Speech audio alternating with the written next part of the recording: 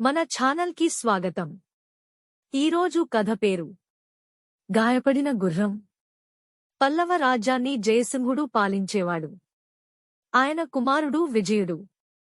కోటలో నామమాత్ర విద్య పూర్తి చేసుకున్న తర్వాత ఉన్నత విద్య కోసం యువరాజుని గురుకులానికి పంపించాడు రాజు. పల్లవ రాజ్యాన్ని జయసింహుడు పాలించేవాడు. ఆయన కుమారుడు విజయుడు. కోటలో నామమాత్ర విద్య పూర్తి చేసుకున్న తర్వాత ఉన్నత విద్య కోసం యువరాజుని గురుకులానికి పంపించాడు రాజు. తనతో పాటుగా మంత్రి కుమారుడు వసంతుడు, సైన్యాధికారి కుమారుడు కేశవుడు కూడా అదే గురుకులంలో చేరారు. అక్కడ సకల విద్యలు పూర్తి చేసుకుని ముగ్గురూ కోటకు చేరుకున్నారు. ఒకరోజు వాళ్లు గుర్రాల మీద కృష్ణాపురం నుంచి పార్వతీపురం వెళ్లి తిరిగి రావాలని పందెం వేసుకున్నారు. అనుకున్నట్లుగానే ప్రయాణం ప్రారంభించారు. విజయుడ వేగంగా గుర్రాన్ని తోలుతూ కృష్ణాపురం పొలిమేర వరకు వెళ్లాడు. అక్కడ రామయ్య అనే వ్యక్తి కట్టెలు కొడుతూ ఉన్నాడు. పొరపాటున అందులో నుంచి ఓ చెక్క ఎగిరి విజయుడి గుర్రం ముఖానికి తగిలింది.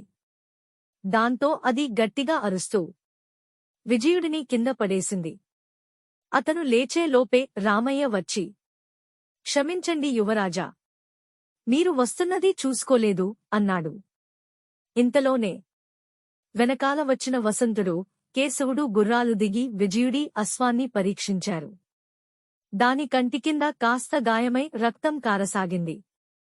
కాలు కూడా బెణికింది. వెంటనే గాయాన్ని తడి గుడ్డతో తుడిచారు. విజయుడు దూకుడు స్వభావం కలవాడు. అందుకని వసంతుడు గాయపడిన గుర్రం దగ్గర ఉండి తన గుర్రాన్ని విజయుడికి ఇచ్చి పంపించాడు.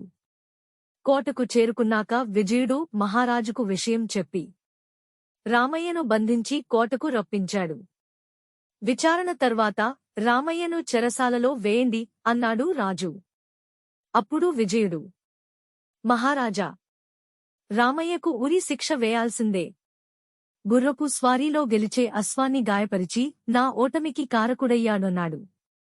ఈ వార్త రాజ్యం మొత్తం వ్యాపించింది.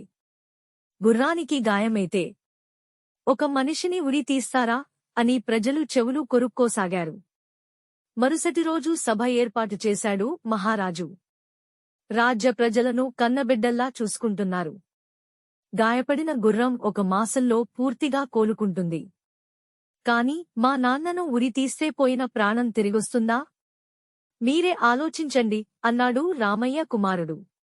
దాంతో ఆలోచనలో పడ్డ మహారాజు, యువరాజుది తప్పా, లేకపోతే రామయ్యది తప్పా అని న్యాయమూర్తి నుంచి సలహా తీసుకుందామని నిర్ణయించుకున్నాడు.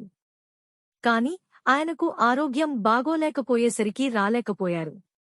అప్పుడు సహాయ న్యాయ సలహాదారులు, "ప్రజాభిప్రాయ సేకరణ చేద్దాం, కొత్త పద్ధతిలో నిర్ణయం తీసుకుందాం" అని రాజుకు సలహా ఇచ్చారు. అలా 1 పక్షం రోజులు గడిచాయి. రాజ్యం చుట్టపక్కల 10 గ్రామాల నుంచి 100 మంది సామాన్య ప్రజలను ఎన్నుకుని వాళ్లను కోటకు తీసుకొచ్చారు. అనంతరం 2 చెక్కపెట్టెలను వారికి ఎదురుగా ఉంచారు. ఒక పెట్టె మీద రామయ్యది తప్పు అని, మరో పెట్టె మీద యువరాజుది తప్పు అని రాయించారు. వచ్చిన వాళ్లందరికీ విషయాన్ని వివరించి రాగి నాణేలు అందించారు. వాటిని ఆ పెట్టెల్లో వేసి నిర్ణయాన్ని తెలియజేయాలని చెప్పారు మహారాజు. చెప్పినట్లుగానే అందరూ ఒకరి తర్వాత మరొకరు నాణేలు ఆ పెట్టెల్లో వేశారు. కొన్ని గంటల అనంతరం అందరి సమక్షంలో ఆ పెట్టెల్లోని నాణేలను లెక్కించారు. ఆ కార్యక్రమానికి గురుకుల గురువు సుధాముడు కూడా వచ్చారు. విచిత్రంగా ఇద్దరికీ సమానంగా చెరో 50 వచ్చాయి. అప్పుడు మహారాజు తన నాణేన్ని ఉపయోగించి యువరాజుది తప్పు అని రాసి ఉన్న పెట్టెలో వేశాడు. అది చూసిన యువరాజు కోపంతో మందిరానికి వెళ్లిపోయాడు.